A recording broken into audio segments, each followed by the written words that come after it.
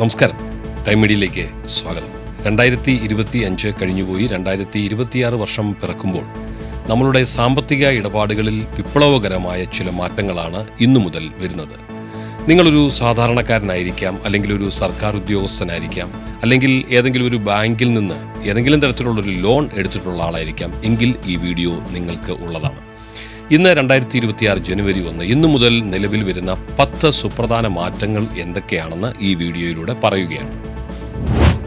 ഒന്നാമത്തെ കാര്യം pan Aadhaar linking ആണ്. ഇതിനുള്ള അവസാന തീയതി ഡിസംബർ 31 ആയിരുന്നു. നിങ്ങളത് ചെയ്തില്ലെങ്കിൽ ഇന്നു മുതൽ, അതായത് ജനുവരി 1 മുതൽ നിങ്ങളുടെ പാൻ കാർഡ് പ്രവർത്തനരഹിതം അഥവാ ഇനോപ്പറേറ്റീവായി മാറും. ഇത് കാരണം ബാങ്ക് അക്കൗണ്ട് തുടങ്ങാനോ ഇൻകം ടാക്സ് റീഫണ്ട് കിട്ടാനോ കഴിയുകയില്ല. കൂടാതെ ഉയർന്ന നിരക്കിൽ TDSഉം നിങ്ങൾ ഇനി മുതൽ നൽകേണ്ടി വരും. രണ്ടാമതായി, വായ്പ എടുത്തവർക്ക് വലിയൊരു സന്തോഷ വാർത്തയുണ്ട്.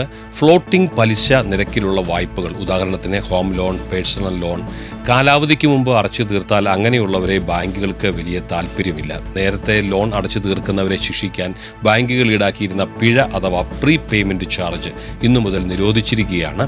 ലോൺ എടുത്തവർക്ക് ഇനി അധിക ബാധ്യതയില്ലാതെ തന്നെ ആ കടം വളരെ വേഗത്തിൽ നേരത്തെ തന്നെ തീർക്കാൻ കഴിയും. അതിനുവേണ്ടി പ്രത്യേകിച്ച് പിഴ കൊടുക്കേണ്ടതില്ല. ഇനി മൂന്നാമത്തെ മാറ്റമാണ് ഡിജിറ്റൽ ബാങ്കിംഗ് സംബന്ധിച്ച്. ഇനി മുതൽ പുതിയ ഡിജിറ്റൽ ബാങ്കിംഗ് സേവനങ്ങൾ തുടങ്ങുന്നതിന് ബാങ്കുകൾ RBIയുടെ മുൻകൂർ അനുമതി വാങ്ങണമെന്നാണ് പറയുന്നത്. നിങ്ങളുടെ അനുവാദമില്ലാതെ നെറ്റ് ബാങ്കിങ്ങോ മൊബൈൽ ബാങ്കിങ്ങോ നിങ്ങൾക്കുമേൽ ബാങ്കുകൾക്ക് അടിച്ചേൽപ്പിക്കാൻ കഴിയില്ല എന്നത് നിങ്ങൾ അറിയുക. നാലാമതായി, സർക്കാർ ജീവനക്കാർക്കും പെൻഷൻകാർക്കും പ്രതീക്ഷ നൽകുന്ന ഒന്നാണ് 8ാം ശമ്പള കമ്മീഷൻ. അതിന്റെ ഔദ്യോഗിക കാലാവധി ഇന്നു മുതൽ ആരംഭിക്കുമെന്നാണ് കരുതപ്പെടുന്നത്. ഇതോടെ ശമ്പളത്തിലും പെൻഷനിലും വലിയ മാറ്റങ്ങളാണ് വരാൻ പോകുന്നത്. കൂടാതെ ക്ഷാമബത്ത അതായത് DA വർദ്ധിക്കാൻ സാധ്യതയുണ്ട്. അഞ്ചാമത്തെ മാറ്റം EPFO അഥവാ PF നിയമങ്ങളിലാണ്. ഇനി മുതൽ ഒരു വർഷത്തെ സർവീസിന് ശേഷം തന്നെ വിവാഹത്തിനോ പഠന ആവശ്യത്തിനോ വേണ്ടി പണം പിൻവലിക്കാൻ നിങ്ങൾക്ക് സാധിക്കും.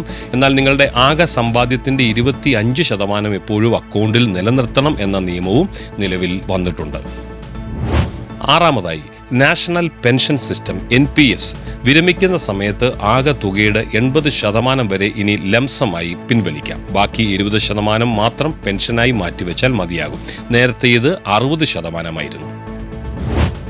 ഏഴാമത്തെ കാര്യം പറയാം. നിങ്ങളുടെ പഴയ ബാങ്ക് അക്കൗണ്ടുകളെ കുറിച്ചാണ്. വളരെ ശ്രദ്ധിക്കണം.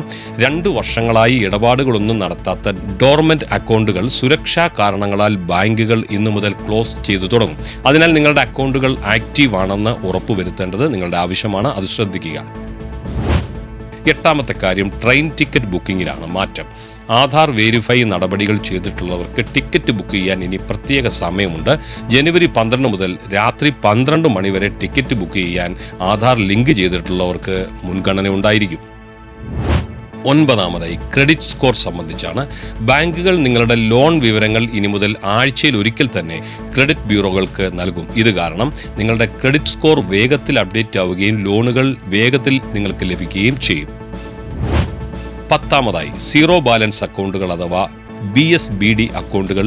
ഈ അക്കൗണ്ടുകൾക്ക് സൗജന്യ ചെക്ക് ബുക്ക്, ATM കാർഡ് തുടങ്ങിയ ഒട്ടനവധി സേവനങ്ങൾ RBI പ്രഖ്യാപിച്ചിട്ടുണ്ട്. ശ്രദ്ധിക്കുക, ഈ നിയമം പൂർണ്ണമായും പ്രാബല്യത്തിൽ വരുന്നത് 2026 ഏപ്രിൽ 1 മുതലായിരിക്കും. ഈ പറഞ്ഞ കാര്യങ്ങളെല്ലാം തന്നെ നമ്മുടെ ദൈനംദിന ജീവിതത്തെ ബാധിക്കുന്നവയാണ്. ഈ അറിവ് നിങ്ങളുടെ സുഹൃത്തുക്കളിലേക്ക് എത്തിക്കാൻ വീഡിയോ മറക്കാതെ ഷെയർ ചെയ്യുക. കൂടുതൽ ഉപകാരപ്രദമായ വിവരങ്ങൾക്കായി ഈ ചാനൽ സബ്സ്ക്രൈബ് ചെയ്യുക.